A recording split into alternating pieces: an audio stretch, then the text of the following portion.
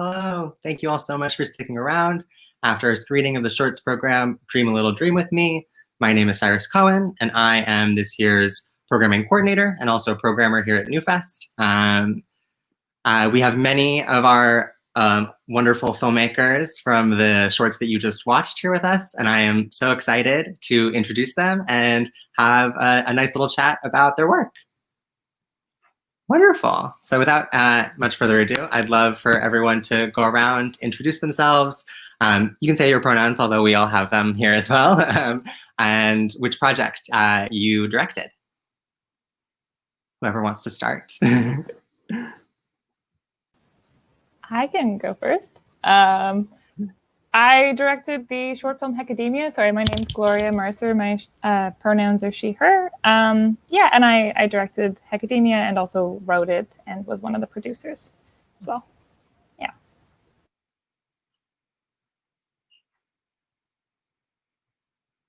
I completely from the she, her, hers. I wrote, directed, and acted in the pupil stage.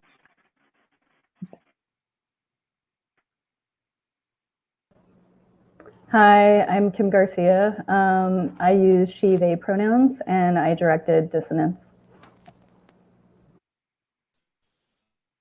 Oh. Sorry. Hello. My name is Lutza. I'm she, her, and I directed Mr. Mare, which is a short animation. Hi, I'm Xanthi Dobby. My pronouns are they, them, and I directed and edited Elagabalus.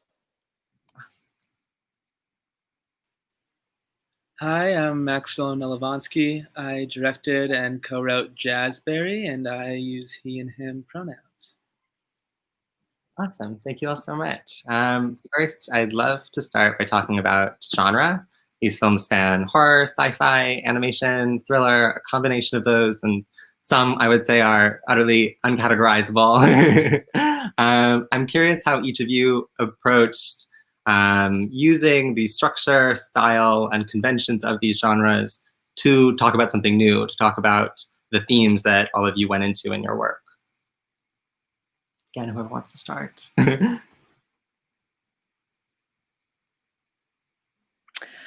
I'll start. I would say I fall into the category of not having a particular genre as far as Elagabalus is concerned, but it's certainly a film that references a whole lot of other genres. Though I would say specifically we drew mostly from theatre conventions, and we often in the pre-production process of Elagabalus talked about it as a drag ball retelling of the past set in the future. Love it. But as far as talking to something new is concerned, I think that we were very much trying to position it within like a zeitgeist of post-truth internet meme culture. So hopefully you got that from it. I certainly did.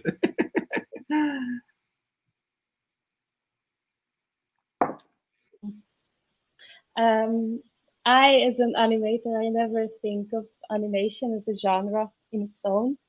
But my film was more of this, the idea behind it was to have this romantic story, but also a bit of a body horror at the same time.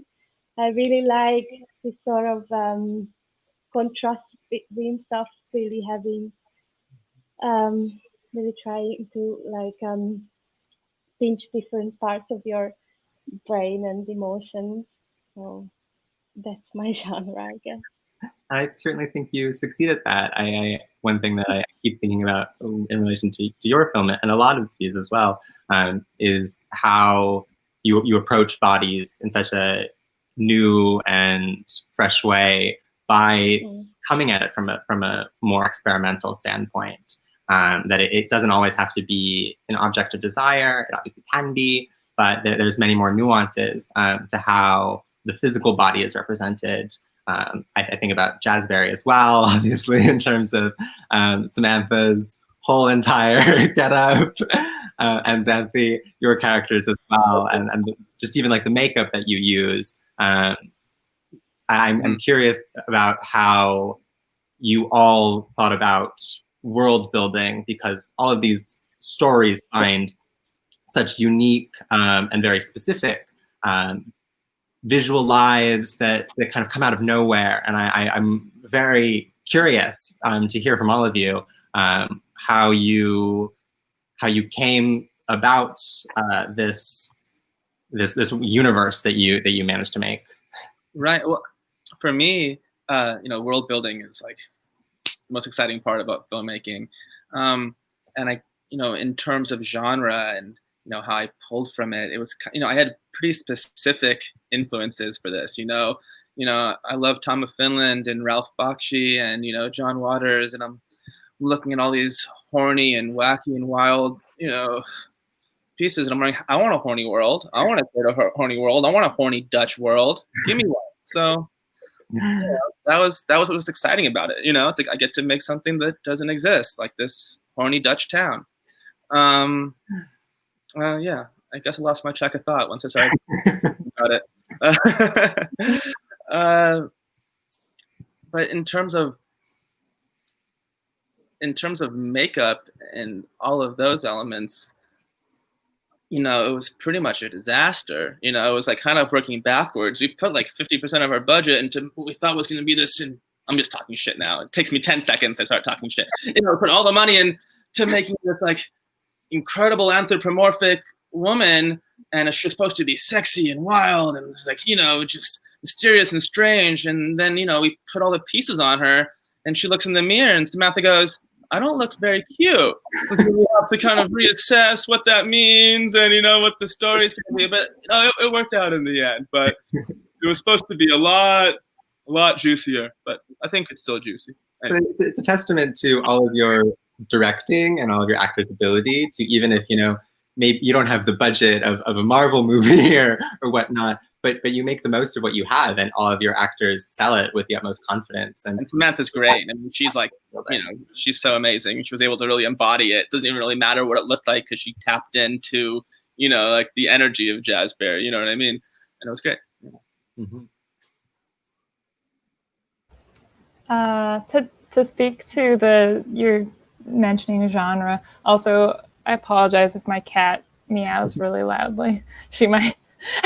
Maybe she won't though. Anyway, yeah, I came into the Hecademia with like a pretty specific genre that I was interested in, but it was trying to like build on and that's like social science fiction, which deals with technology often, like, lots of films like Her, and there's lots like it. But I just think like technology is so relevant, and especially for people who are, my age or younger, like just your whole life has been shaped by like the really rapid advancement of technology. So I really liked using the genre to explore like youth coming of age themes and things that are kind of specific to people who are like younger than myself, and also like moving into the future a little bit, because I think like there's so much.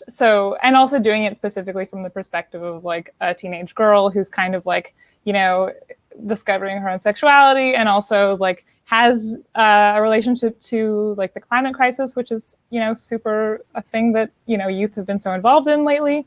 So it was like having social sci-fi to kind of talk about those things that I felt like maybe hadn't been talked about as much in social sci-fi, but were still kind of built into the genre, where I really enjoyed that. And also world building is so fun, because you get to, have fun art set pieces and stuff. So that was a good experience.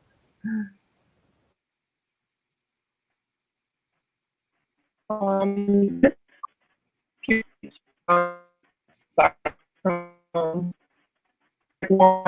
put my work here like I knew that it had to be a word meant to pull from more. Also, very specifically, I hear you very clearly. I apologize. It just keeps cutting out.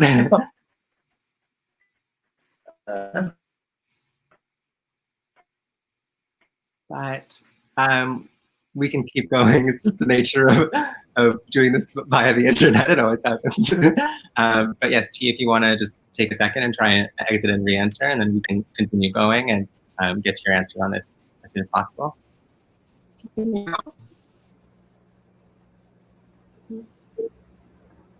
Whoever wants And to. anyone here? I can go. Okay.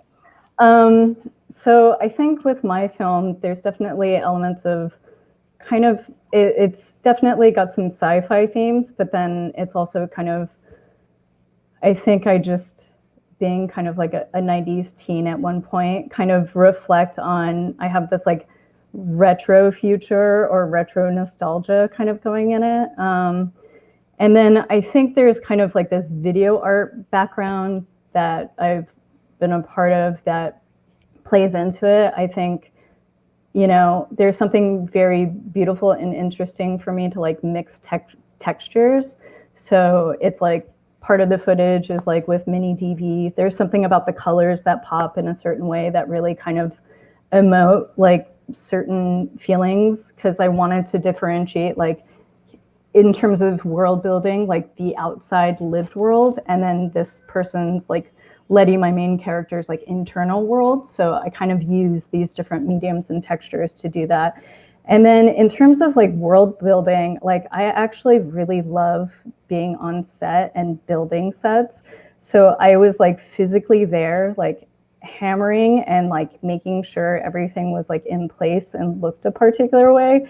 And I think that's kind of like the beautiful magic when you see that all come together and how beautiful that is. And, you know, especially like trying to capture this like DIY punk energy, it was very important for me to kind of like collect these little nuanced pieces throughout the film as well. Mm-hmm.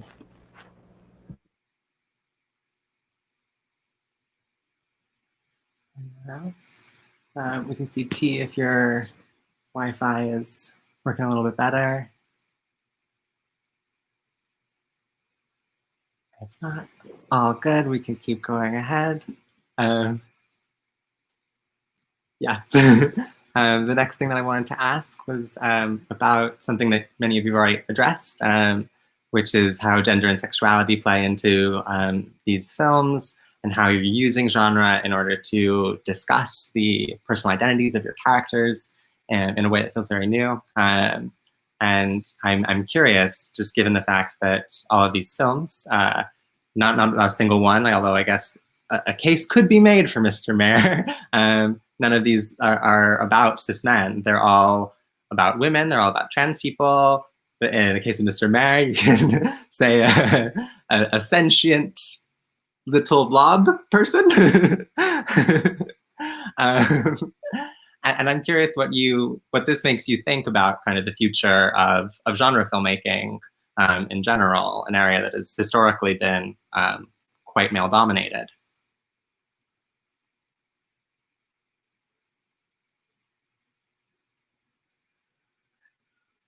It's a big question. I don't know.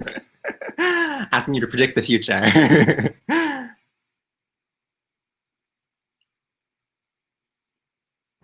Wow, should I go again? I guess. I think, I mean, for me, it's just kind of like, especially it's like, what I set out to do is like, here's this queer community. And I just feel like I see so many femmes doing like the emotional labor in that community. And I think I wanted to recognize like how that like builds up and kind of like what desires and what replenishes you and what do you need, and kind of like that denial, or just even, you know, caretaking your community. And at a certain point, like, when do you need to check in with yourself and do something about it, you know, for yourself. And I think in terms of sci-fi, it's interesting though, because I feel like there is some sci-fi, if you look at certain lenses, even though it's like created by cis men, it's like there are so many like interesting queer subtexts, or even about like femme identities that kind of play out in them, that I think is very interesting. Though I would like to see it more consciously done instead of kind of like a subconscious mining that we're trying to do. Especially when I see new films and shows, there's no real exploration on gender in these spaces, which I'm like, I just feel like that's inherently like something that should be part of, you know, the conversation. It almost still feels binary. And I'm like, in this future world, I just feel like even if we're talking about people's sexual, like sex and fetishism, like gender plays into it all the time too. Absolutely. Yay, welcome back, T. And it seems like we can see you much more clearly. So I know you have a lot of questions in front of you, but feel free to answer whichever speak to you right now. Yeah, well, can you hear me? Yes. Okay, perfect. Well, sorry about that hiccup. With this question that I'm reading right now, but I'd love to hear your thoughts on the like a big thing for me before I started even writing People Stage was that I went to some film festival and they had a queer, whatever, like film corner. And like so overwhelmingly it was about like coming out narratives, and B, like about cis white gay men coming out narratives. At best you'll get like cis white lesbians.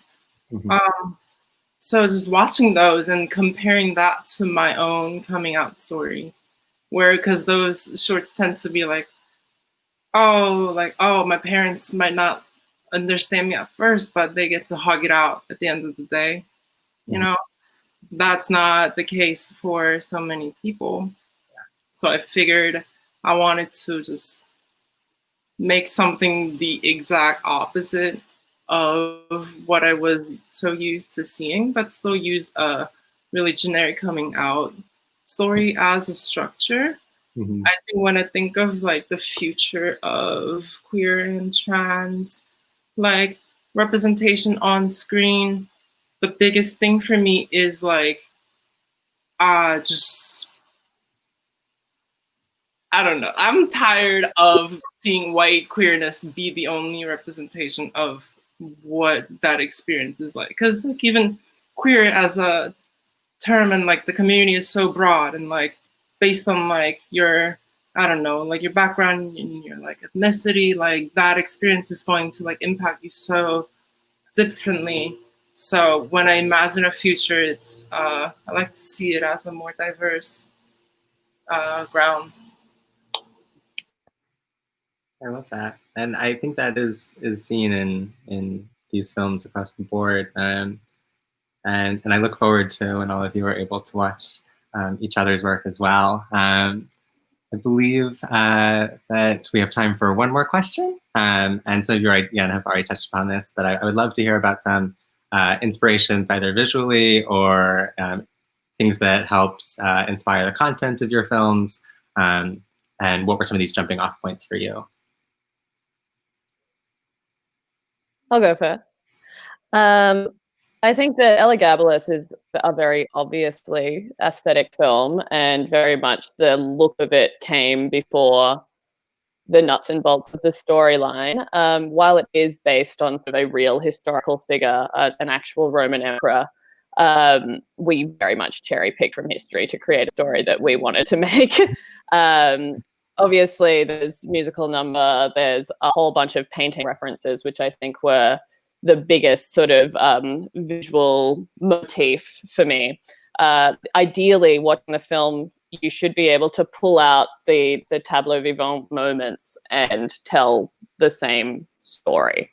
For me, the color journey was like super, super important. When we initially wrote it, we broke it up specifically into colors for each act, and then it was sort of an ongoing collaboration with my set designers and costume people and my makeup people as to how that color journey eventuated, because we obviously knew that we were always going to end up a reenactment of the Roses of Heliogabalus. So we knew that we were ending in these like dense reds and pinks and purples. And that sort of was the way that the entire story was structured. So it was very much the color journey took precedent over absolutely everything else.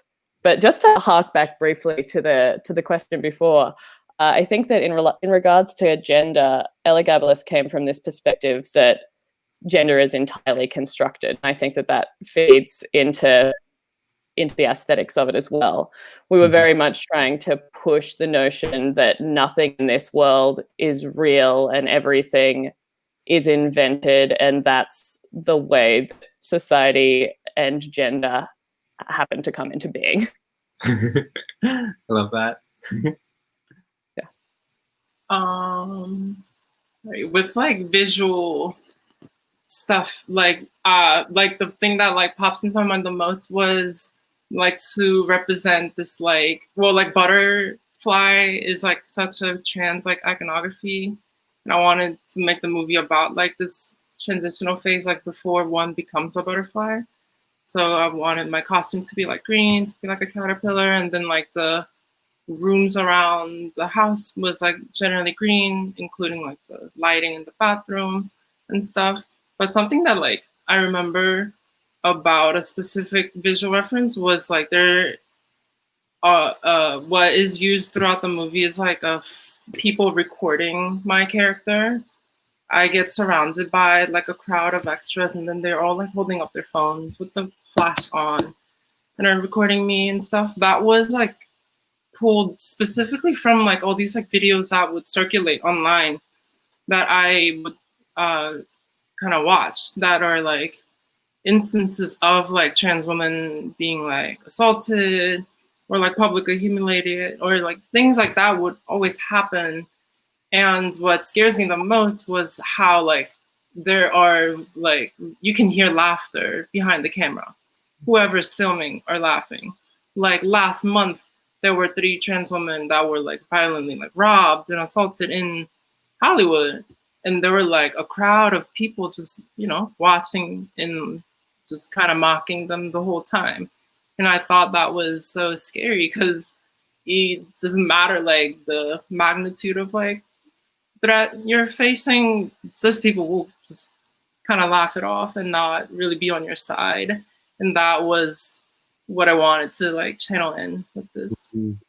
I think you do so really effectively. Like I've never seen any kind of trans specific like horror or thriller films, and that was quite impactful to see it displayed in the way that you did. I think it was yeah, very touching. So thank you.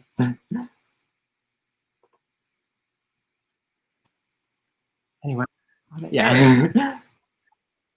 Time for one more. I guess, you know, just talking about gender and sexuality in regards to Jazzberry as a protagonist of Jazzberry. You know, in genre, a film, you know, in genre, you know, it's so primarily like extremely violent male-led films. You know, sexuality is pushed away. It's like, you know, seeing just the outline of a dick in my movie probably got me denied from, you know, every festival, you know, and if that had just been a knife into someone's mouth, they'd have been like, oh, great, okay, you just killed 20 women, but can't see this outline of the stick. Anyways, Jazzberry being like a pansexual like character, you know, she's, you know, how do I say this? Sorry, I've been production designing this movie all day. My head's like everywhere. But, you know, Jazzberry, you know, living in a world primarily of all, you know, big, beefy, sexualized men who are, you know, I'm realizing that no one's seen this movie, so they're trying to put the pieces together. Wait, what is this going on? Is it Dutch roll? Man, what is it? What? Anyways, you know, and it being kind of like a parable for incels with the Crow character. She represents like all sexuality. You know, she's like hooking up with trans men, and she's, you know, living a life as she wants. And Crow, being an incel, doesn't want her to like sleep with anyone. So it's like pretty like simple Batman level parable here. It's not too deep to get, but it's very horny, and that's what matters. Yeah. Anyways.